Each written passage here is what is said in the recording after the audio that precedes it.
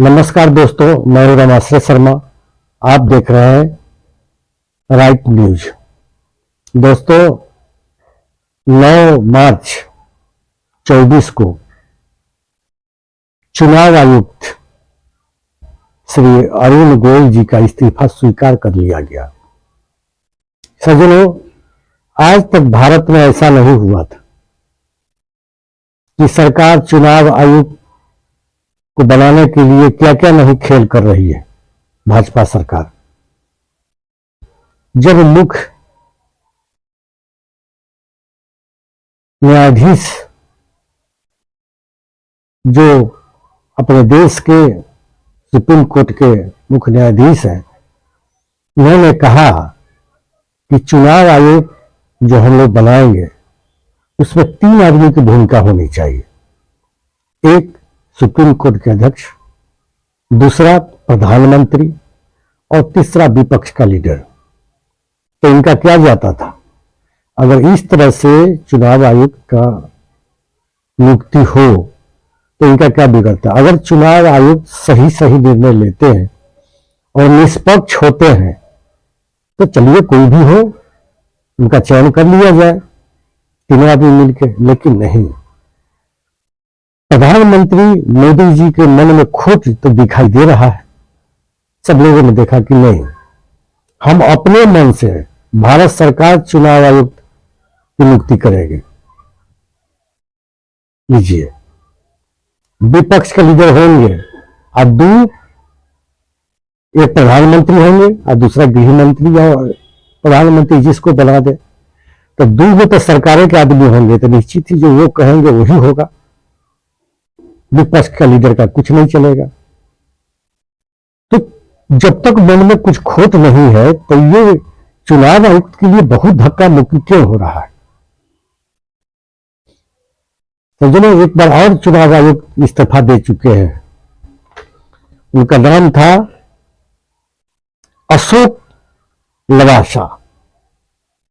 अशोक लवासा जी भी इस्तीफा दिए थे। कब? जब उनके घर पर रिश्तेदारों के यहाँ पुलिस का रेड पड़ने लगा था और बेचारे इस्तीफा देना पड़ा। जिसके घर पर रेड पड़े वो आदमी क्या निष्पक्ष हो सकता है?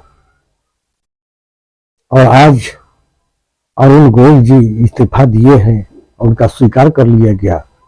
बड़ा खुशी और बड़ा खुशी से बनाया गया था। ये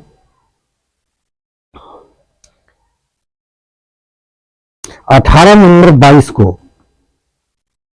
नवंबर 22 को अरुण गोयल जी इस्तीफा देते हैं और 48 घंटा के अंदर इनको ये चुनाव आयुक्त घोषित कर दिया जाता है, बना दिया जाता है। अब जरा सोचे,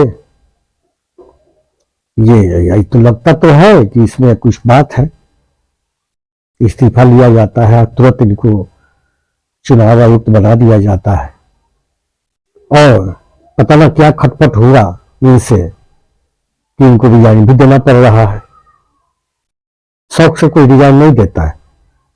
और अब तक प्रधानमंत्री या गृह मंत्री या किसी की तरफ से सफाई नहीं आया है कि क्यों आपके चहेते चुनाव आयुक्त खुद प्रधानमंत्री और भारत सरकार ने बनाई है, तो इसमें क्या दिक्कत है? इनके चहेते हैं, फिर भी कौन सा खटपट है? क्या मोदी जी की ये बात नहीं मान रहे हैं? ये टीएन सेशन की तरह कुछ करने लगे, या इनका इतना दबाव दिया गया कि बेचारे सोचे कि इससे अच्छा है कि हम रिजाइन दे दें। इतना दबाव में काम करना इनके लिए अच्छा नहीं लगा होगा।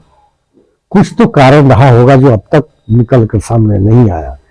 अब सोचने वाली बात है, शौक से कोई रिजाइन नहीं देता है। तो चुनाव आयोग में 3 सदस्य होते हैं। एक मुख्य चुनाव आयोग जो अभी राजीव कुमार जी है, दूसरा अनूप चंद्र पांडे जी है जो फरवरी में रिटायर हो गए, सीट खाली।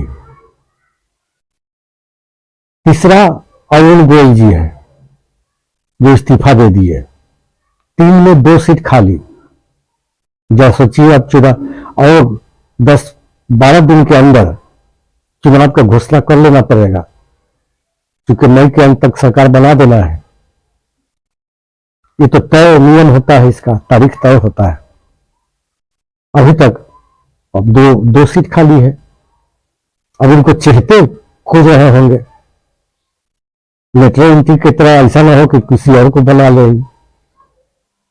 अपने जीत के लिए क्या क्या नियम बदल रहे हैं, क्या क्या नहीं खेल कर रहे हैं लोग भाजपा वाले, नियम को ताक में रख के बड़े बड़े लोग रिजाइन दे रहे हैं, पता नहीं चलता है।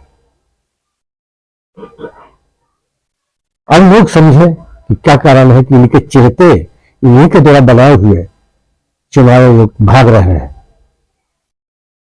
क्या करना चाहते हैं? पंजाब में देख ही लिया गया मेयर के चुनाव में क्या हुआ। ये चुनाव आयोग क्या कर रहे हैं? सब इतना घिनौना कार्य कभी न किया था। चुनाव आयोग का ऐसा करना नहीं चाहिए। तो ये 3 पन्नों की ये जानकारी निकल कर आई है। उसमें क्या लिखा है मैं हिंदी में बता रहा हूं। लिखा है मुख्य चुनाव आयुक्त और अन्य चुनाव आयुक्त, ब्रैकेट में लिखा है व्यक्ति सेवा की नियुक्ति सेवा की शर्तें और कार्यालय की अवधि अधिनियम 2023 की धारा 11 की खंड 1 में अनुसरण में राष्ट्रपति श्री अरविंद गोयल चुनाव आयुक्त का दिया गया इस्तीफा स्वीकार करते हुए प्रसन्न है। 9 मार्च 24 से यह प्रभावी केंद्रीय कानून और न्याय मंत्रालय द्वारा शनिवार को एक गजट अधिसूचना में यह जानकारी दी गई। लोग जान गए, अब उनका इस्तीफा हो गया। लेकिन अब तक का सबसे घिनौना खेल, सर पर चुनाव है और सरकार ही चुनाव आयोग का गठन करती है, वो नियुक्ति करती है, और देखिए उनके लोग भाग रहे हैं। पता न कारण क्या है। इसके पहले लवासा साहब क्यों भागे थे, यही सब विदित है। तो पता नहीं उनके साथ क्या हुआ, वो भाग रहे हैं। सज्जनों, आज तक के लिए इतना ही। तब तक के लिए नमस्कार।